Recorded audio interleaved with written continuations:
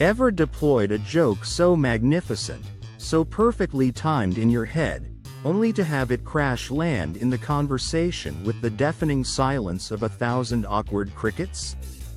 Or perhaps you've been on the receiving end of humor that felt less like a lighthearted jest and more like a passive-aggressive ninja star to the ego? Now, flip that script. Imagine that electrifying, almost magical moment when you and someone else connect over a shared, spontaneous laugh.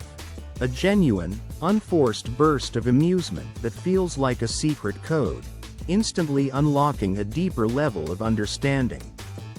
What if harnessing this incredible, bond-forging power wasn't about becoming a meticulously rehearsed stand-up comedian or memorizing a thesaurus of witty retorts, but about discovering and confidently sharing your own authentic, respectful sense of humor? Forget trying to be someone else's version of funny. We're about to decode why genuine laughter is the ultimate social superglue and how you can use yours to build real, resonant connections, starting now.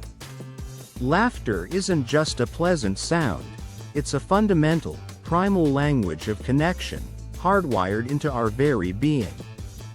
The science is clear.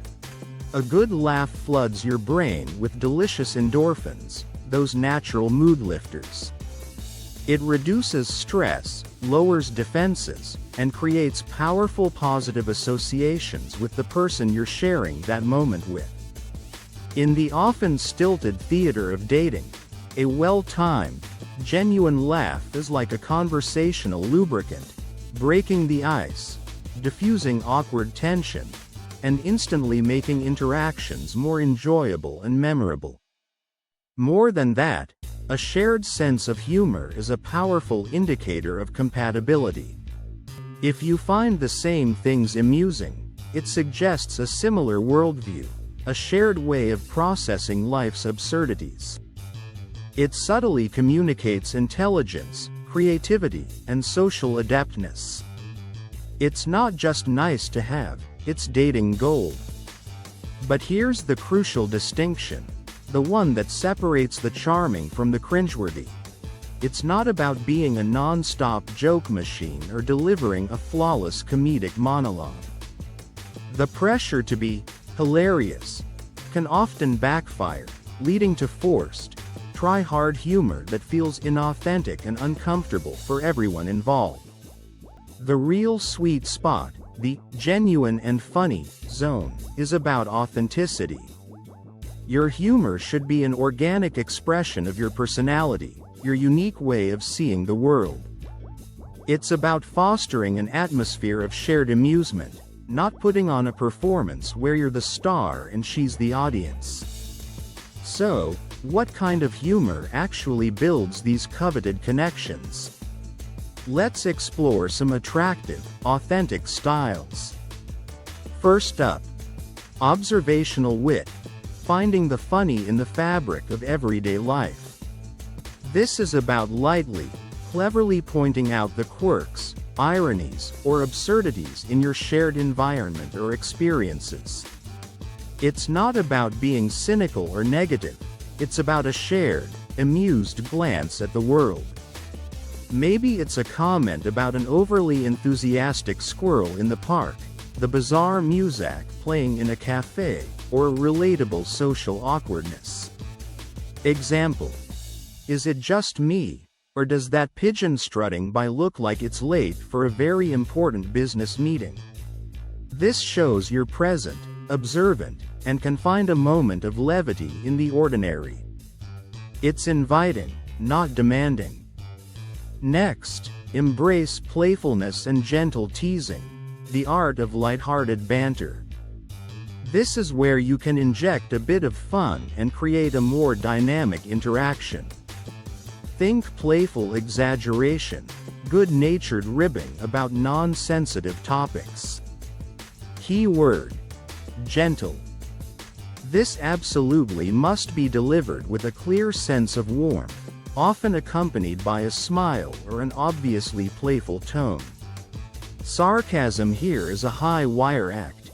If it can be misconstrued as mean or condescending, avoid it until you have a much stronger rapport. And never punch down or tease about insecurities.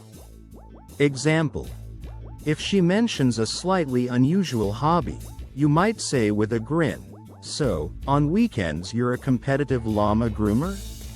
Fascinating. Tell me everything." It's about creating a spark, a shared smile, showing you don't take everything with deadly seriousness. Then there's self-deprecating humor, using it with finesse and confidence. Gently poking fun at your own minor, relatable imperfections or everyday blunders can be incredibly endearing. It shows humility, signals that you don't take yourself too seriously, and makes you more approachable and human. However, there's a fine line. Overdo it, or target genuine insecurities, and it can quickly morph into fishing for pity or signaling low self-esteem. The sweet spot is light, confident self-deprecation about trivial things. Example: I tried to assemble that IKEA bookshelf last night. Let's just say the instructions and I had some creative differences. The bookshelf now identifies as abstract art. Underpinning all of this is the incredibly attractive vibe of not taking life, or yourself, too seriously. Life is inherently unpredictable and often absurd. The ability to laugh at minor setbacks, to find humor in everyday frustrations, or to simply be silly together is a powerful bonding agent. It signals resilience, a positive outlook, and an ability to keep things in perspective.